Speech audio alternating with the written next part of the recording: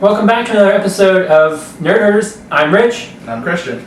If you missed last episode, Nick is out of town. Christian's guest hosting today. He is another member of Over a Beer, and he'll be working on a new video series we have coming soon. We'll have some news on that for you shortly, but not today. Today we're talking about what we've been up to. Yes. So Christian, what have you been up to?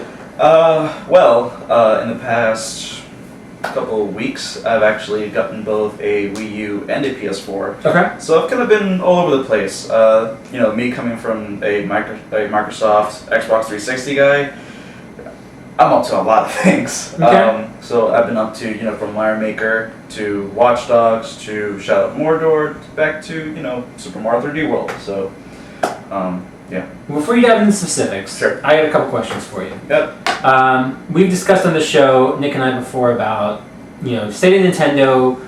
Is it the right time to get a Wii U? Is it not the right time to get a Wii U? Is it worth getting? Should you wait? Just wait for the NX? Things like that. What are your initial thoughts after getting a Wii U? Because I know I think we mentioned you on the show too when we talked about this, is that you were thinking about getting one. Yes. So you have gotten one. Yes. So what do you think of it?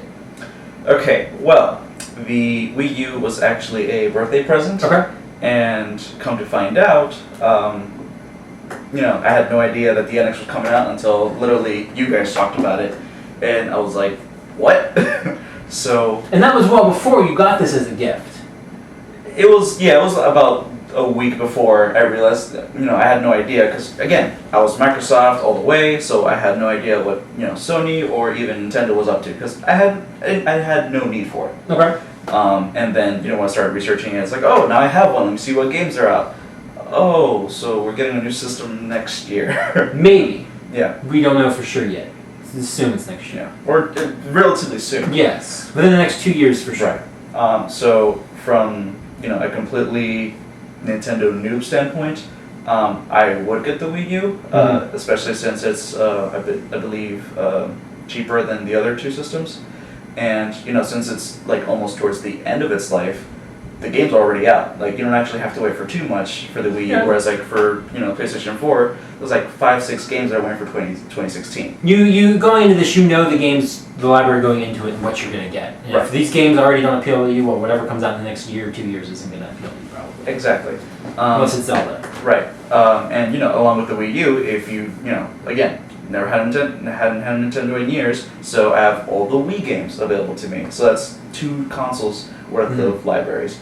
And I'm okay with that. So from that standpoint, absolutely. However, if you're trying to, keep up with the times, maybe don't get a Wii U, maybe go for the PS4, because again, that, it's 2 years into release, so we're still going to get many, many more games out of it, whereas the Wii U, it's coming down. It's coming down to a very small slope. Okay. And then you got a PS4. I did. Thoughts? Enjoying it? It's a fantastic system. I got the Wii U 2 weeks before I got the PS4, and again, Wii U, fantastic. Christian's hanging out like this little cow on the Nib Smuggler. He's just got dough rolling, he's driving his boat. See, I don't have dough. Getting his PS4, getting his Wii U, getting these games, throwing his money out, yeah. Listen. I got the Wii U, and then when I found out about it, I actually told my brother, and out of absolute pity, he was like, oh. Because he's just throwing money out the boat. Just throwing money. So out of pity, he was like, oh, so you don't have any more games? Alright, I got you the PS4 type of thing. So I got very lucky because again, these are all gifts, and once again, the PS4, love it. Okay, so got your Wii U. I did. Very late into the life cycle. Mm-hmm. Got your PS4. Yes. 2 years into the life cycle. So one game from each that you've been playing that you like the most and why? Okay. Super Mario 3D World for Wii U. Okay. And the reason I love it is because, well, it has a lot of the replayability value. Mm-hmm. You literally have, in order to beat the game, or to complete the game, which, I am a bit of a completionist, you have to play every single level with every single character. Also, the fact that every single level is its own unique mechanic, and it has, about 100, 120 levels? That's amazing to me. And the fact that it keeps, and the next level is just as revolutionary as the last one. And also the fact that it's, it's a 4-player game, so it's a party game. So, I can play with my girlfriend, I can play with my brother. I absolutely love it. Cool. Now PS4? For the PS4, that's a bit of a tough one. I would have to say Fallout. Okay. And again, I would have to say that because I just got it. Like, the day I got the PS4 was 2 days before Fallout came out. So here's my question then for you. I've given my thoughts on Fallout on here before. I like it. I'm not in love with it. I've put a lot of time into it though. So what are your where are you sitting down on Fallout? It's the best game ever, to be honest. Okay. I know that you've played it. However, that was your first experience with Fallout, right? Yes. Okay. Whereas Nick, who also has a lot of experience with pre-installed games, but he hasn't played it yet, right? I don't know if he has experience with other Fallout games. No, I'm saying with Fallout 4. I know he's played the I know he hasn't played Fallout 4. I don't know if he says. Well, yeah, I know for a fact he has because we've talked about it in the past. So take it from me, who if you haven't gotten it yet, you need to get it. It is a fantastic game. Probably some of the roadblocks that were in there was maybe like some of the lore and some of the mechanics from previous games where you had gripes with, but with if you played the previous games, like for Fallout 3, for example, it's you feel right at home. There's some new mechanics, some that they've tweaked a little bit, but some of it's not too noticeable. The only thing that you can notice really is the crafting system, because you can never build a home base. So I love the open worldness of it. I like that you can modify everything. I like that it's a fully voiced character, which it's nice. Yeah. You're not just the stereotypical mute RPG character that you're in every single game. So yeah. Cool. How about you? What have you been up to? I've been up to a whole lot. We mentioned on last segment from yesterday, so Star Wars again. But the big one that I just saw is Hateful Eight. Okay. So if you guys don't know, Tarantino's Hateful Eight just got released, kind of in the limited release style. Essentially, right now it's on a roadshow in 100 screens. They're playing it in 70mm. His full cut, overture, intermission, extended cut of the film, and then when it goes completely wide, it's going to be cut down a little bit, not on film, things like that. I don't know if the roadshow is going to extend into the release of the normal film or not, but it's really good. Have you seen anything about this? Do you know anything about Hateful Eight? Or? I do. Okay. Quentin Tarantino is not my favorite, but he is definitely in my top 3 favorite directors. I have seen everything that he's done. I love Reservoir Dogs. I love Pulp Fiction. But more than those, I absolutely love Django Unchained, because I like that time period. I love that time period. I love the Western stuff. So the fact that Hateful Eight is in that period, believe me, I am itching to go see it. Well, somebody who did not like Django, I would put this ahead of Django. Really? Okay. Yes. I don't dislike Django. I think it's too long. I think it's too goofy. In parts it doesn't need to be goofy at. And it ends 3 times, and it doesn't need to end 3 times.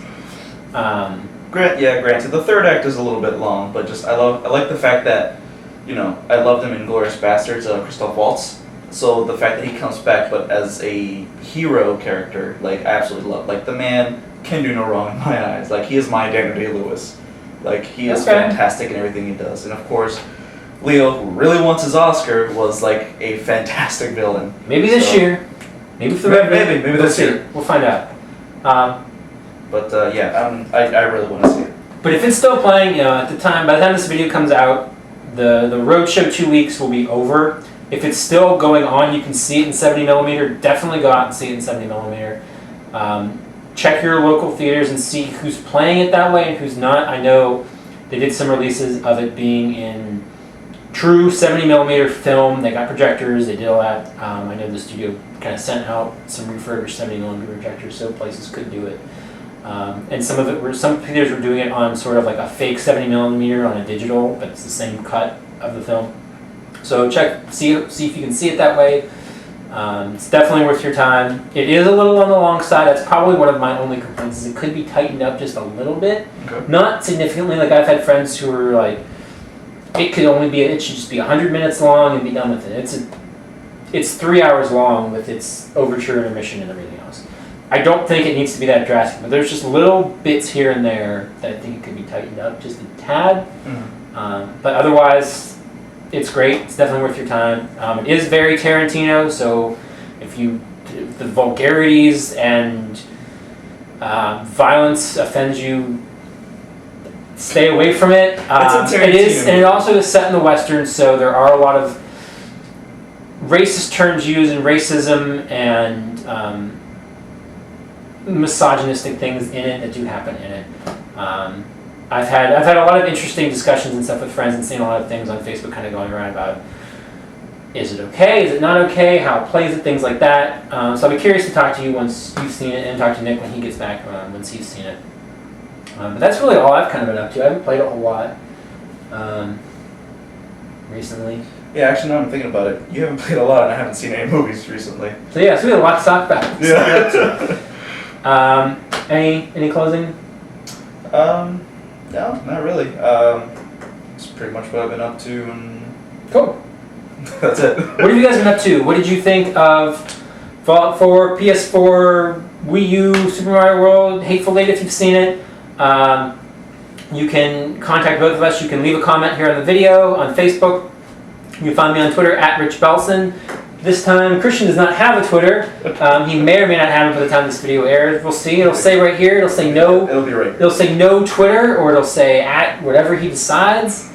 You need to get on that. Next time I'll be on here. The next week that Nick is not here, this is gonna be a Twitter handle right here. Don't you worry about that. We'll see. We'll find out. But if you want to reach out to the channel, you can find the channel on Twitter at oabeer_official. You can email us at overbeerofficial@gmail.com. And you can also find us on Facebook at facebook.com/overabeer. You can find us on YouTube, but I don't have a custom YouTube URL to give you guys. We do need 100 subscribers to make that custom YouTube URL. So, if you like these videos, please share them with your friends and subscribe to the channel. If you're on YouTube, you can just click the little subscribe button down here. It takes 2 seconds. If you're watching this not on YouTube and you want to go subscribe to the channel, you can click on the video. It'll take you to the YouTube page, and then you can click subscribe there. It'd be greatly appreciated. You can leave us any feedback. We're always looking forward to it. But until next time, that's it. We'll see you guys later.